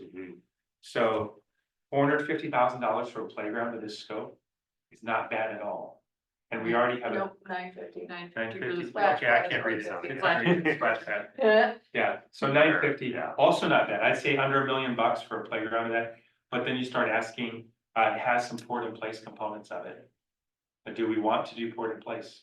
Port in place increases your cost incrementally.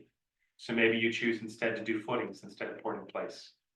That pulls out maybe 200 to $500,000, depending on.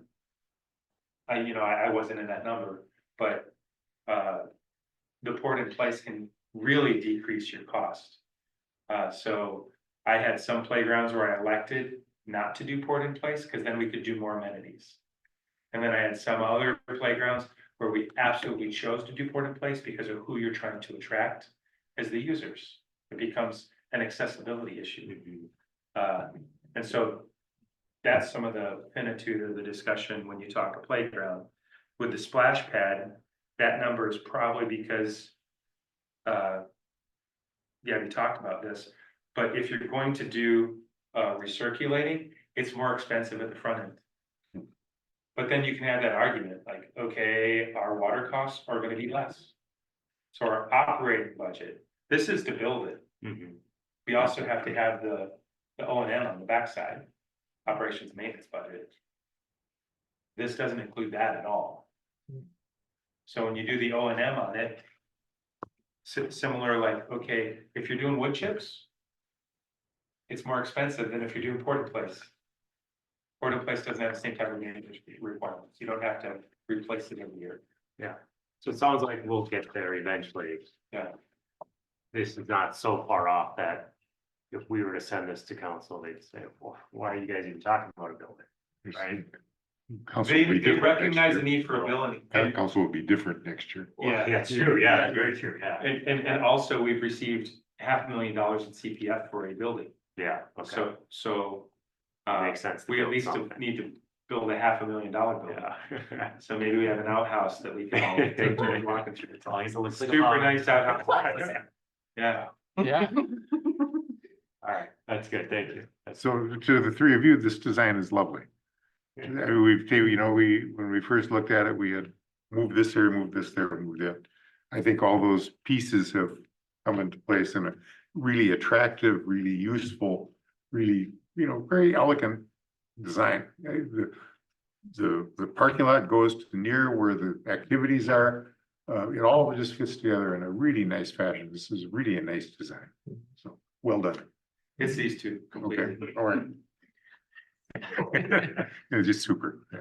I keep saying Gabby is great. She's been fabulous to work with. She listens to like the thoughts that I have, and I do try and like take in what you guys say at general meetings and go, all right, what do I think they would say? I play psychic a little bit, but sometimes I miss it. Well, I also have great support staff helping me do the visualization.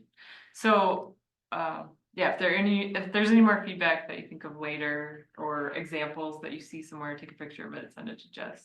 We'll send it to us. That will help us give the right direction to the architects. So, I too like parks like Jay does. yeah, I can it's tell. definitely helpful to have more input from you than to just be designing without input. So, our next steps is we're gonna keep refining this design and come back in a month. Hopefully we can get it all refined and to a closer idea of what you're looking for and a more refined cost estimate at that time. And then get more feedback from you at that time and take that to the council. The design that you're asking about with the hip-to roof was if it had a size that's called a gambrel. Gambrel, gambrel barn with a lean-to. Nice. If you just want to go and think, okay, well, that looks like That's wrong. Gambrel. Gambrel, gambrel barn with a lean-to. The way you said it was very sing-song. It was like, Yeah, it it's fits. a Dutch design. So yeah, go look at Park Building. See what you think. Go out, explore, bring back thoughts. Any further questions, requests, recommendations? I only had one quick question on the 1.5 of the paving. In this picture, it shows over here is paved. Is that just the 300 spots? So I think the Right. concept that's in your guys' packet shows it being paved. We would leave that as class 5 as is. Okay. And the reason for leaving the park or the parking lot is that accessibility to that other pavilion. But the reason for not paving it is it works as is. Hmm. Why spend the money there when it's Doesn't probably gonna get developed later? Doesn't need fixing. If it ain't broke, don't fix it. Wanted to confirm that. Thanks. You need anything else? I don't need a motion or anything, just Okay. if you have other thoughts. Right. Send me an email. All right, thank you. Thank you. All right, new business, have none, None. all right, excellent. Okay. Reports, information, planning, project update. Formally active planning application.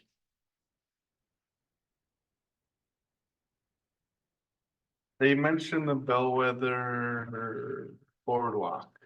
I know we went and saw that. Is there like a, I'll touch on that in my report as Okay. part of 90C, because there was an update that went to council. I'm Or are you sorry, talking about the open space trail? the boardwalk? the Sorry, I thought it boardwalk was in this section.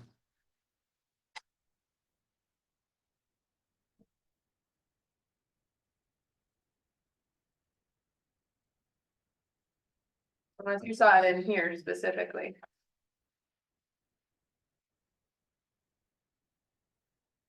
I must have misremembered it. Which section?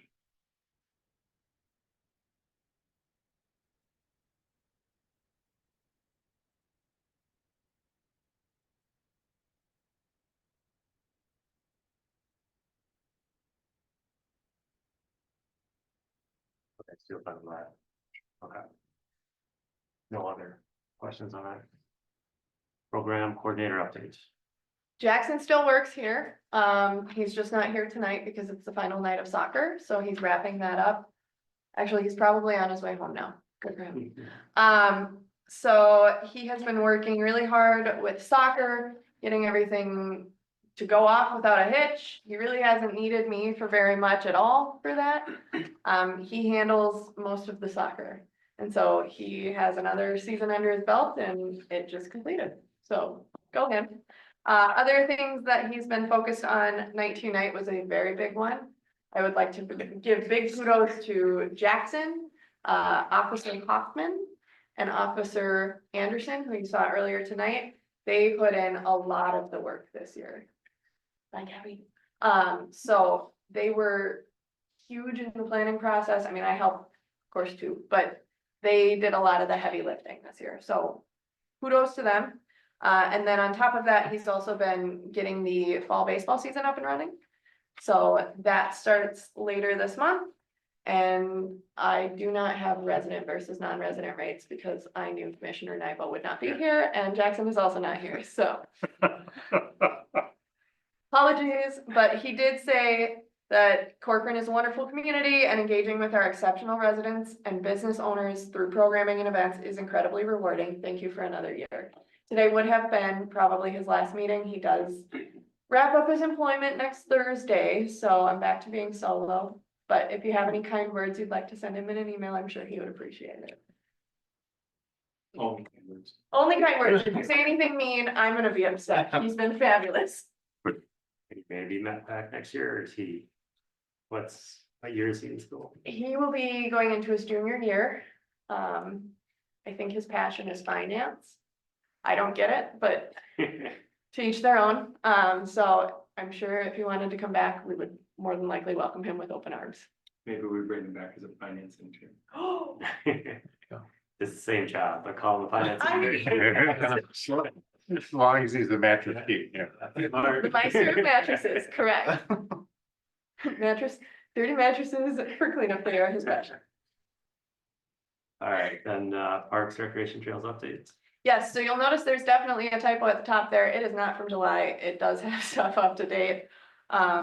So this will be the new layout for what was originally the rec supervisor update.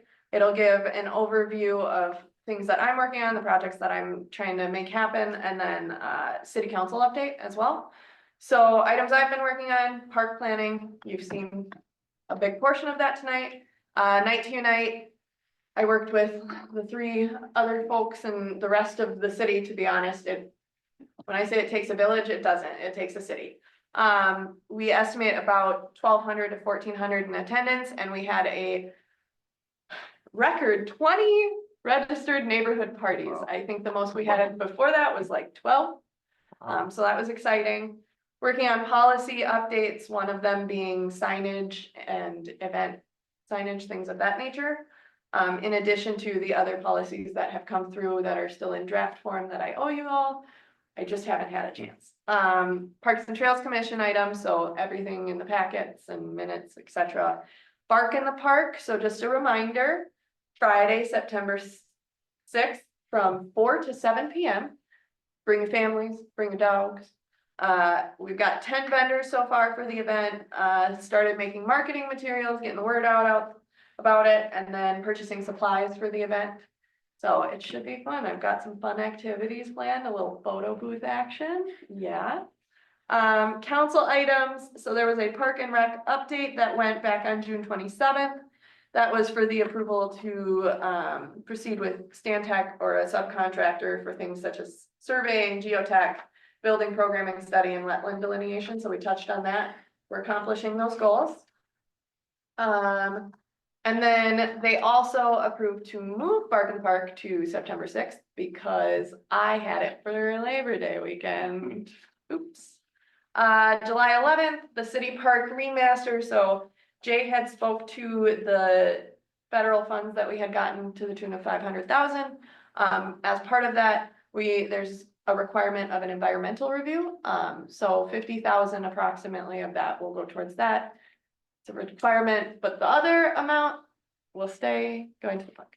And to be fair, it's still going to the park. It's just, these are added things to accomplish. The final item on here was on August 8th. So just last week, there was a boardwalk update. So an update was presented to the council regarding the work that's been done between city and Pulte staff to finalize the boardwalk design.